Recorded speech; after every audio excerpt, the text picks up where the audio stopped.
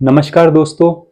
आज है 1 सितंबर 2025 और आज भी बाहर बारिश हो रही है और ये लगातार 4-5 दिन से दिन में भी रात में भी लगी हुई है।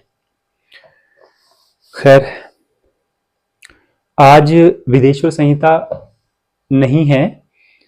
वो पिछले जो ब्लॉग में मैंने बताया था वो खत्म हो चुकी है। अभी जो है हमारा शिव पुराण का रुद्र संहिता चलेगा, है ना। रुद्र संहिता का ये दूसरा अध्याय है और ज्यादा लंबा नहीं है, ये मैं आपको बता देता हूं। रुद्र संहिता का दूसरा अध्याय क्या कहता है। श्री सूत जी बोले, हे विप्रो, एक समय श्री नारद जी तप करने की इच्छा से हिमालय पर्वत की एक अत्यंत सुंदर गुफा में गए, जहां देव नदी गंगा जी बड़े वेग से बह रही थी। वहां रहकर मुनि श्रेष्ठ नारद जी ने बहुत काल तक तप किया और जिसमें उन्होंने मौन होकर अहम ब्रह्मास्मि को समाधिस्थ होकर ब्रह्म साक्षात करने वाले विधान को प्राप्त किया। उनके उस तप से इंद्र जो है डर गए थे और विघ्न उपस्थित करने के लिए या बाधा डालने के लिए उन्होंने महिषी के पुत्र कामदेव को याद किया। कामदेव प्रकट होकर बोले, हे इंद्र, मेरे लिए क्या आज्ञा है। अब स्वार्थ में लीन कुटिल बुद्धि वाला इंद्र बोला, तुम तो सर्वदा ही मेरे हित में रहने वाले हो, इस समय मेरी सहायता करो। तुम्हारे ही बल से तो मैंने कितनों के तप और बल को नष्ट किया है।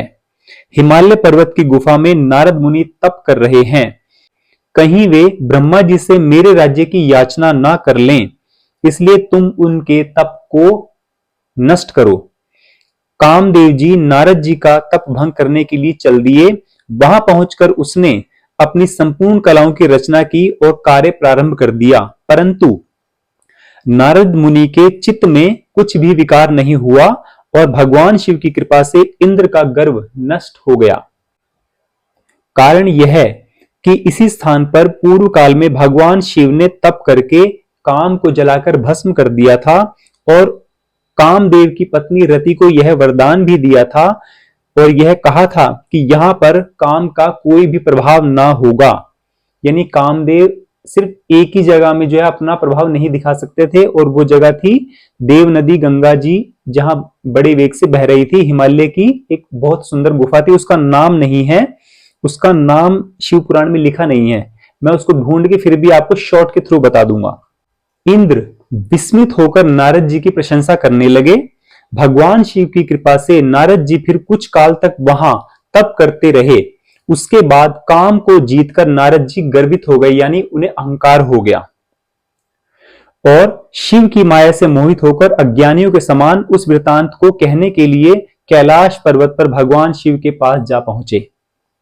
नारद जी ने रुद्र को प्रणाम करके अभिमान से अपना सब वृतांत कह सुनाया और अपने आप को महात्मा और प्रभु समझने लगे।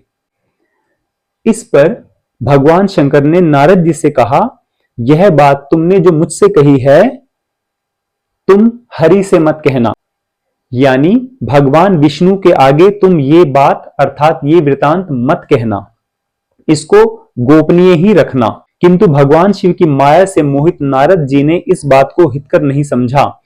इसके बाद ब्रह्मा जी ने भी वही बात नारद जी को समझाई जो भगवान शंकर ने समझाई थी कि ये बात तुम भगवान विष्णु के सामने मत कहना। किंतु नारद जी ने ब्रह्मा जी की बात पर भी ध्यान ना दिया और वे तत्क्षण ही यानी उसी समय वो विष्णु लोक में भगवान विष्णु के पास जा पहुंचे। तो दोस्तों, थोड़ा क्विज के बारे में आपको बता देता हूं। 6 सितंबर 2025 को जो शनिवार आने वाला है उसमें मैं 2 ब्लॉग में से क्वेश्चन पूछूंगा और उन ब्लॉग्स के नाम मैं आपको बता रहा हूं, डेट बता रहा हूं। पहला ब्लॉग है क्रिकेट मैच 21 फरवरी 2025। दूसरा ब्लॉग है क्रिकेट मैच 9 मई 2025।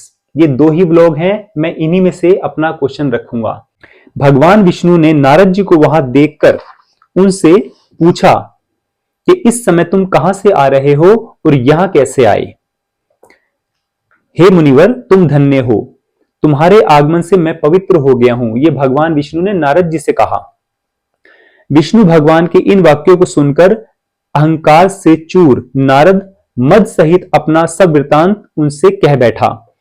भगवान विष्णु नारद जी के मद पूर्वक वचन सुनकर सब कारण जानकर मन ही मन भगवान शिव की स्तुति करने लगे और नम्रता से मस्तक झुकाकर नारद जी से बोले, हे मुनिश्रेष्ठ, आप धन्य हैं।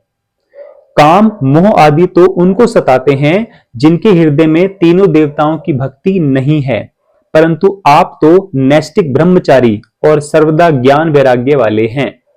फिर आपको काम विकार कैसे हो सकता है? आप तो जन्म से ही विकार रहित और सुंदर बुद्धि वाले हैं। मुनि श्रेष्ठ नारद ने भगवान के इन वचनों को सुनकर हृदय में उन्हें प्रणाम किया और हंसकर भगवान से बोले, हे स्वामी, यह सब आपकी ही कृपा है। ऐसा कहकर हरि को प्रणाम करके वे अपनी इच्छा के अनुसार वहां से चले गए। दोस्तों, यहां तक तो मैंने आपको नारद जी का अहंकार बताया कि उन्होंने हिमालय की गोद में जो है हिमालय की सुंदर गुफा थी वहां बैठकर तप किया और काम को जीत लिया, है ना।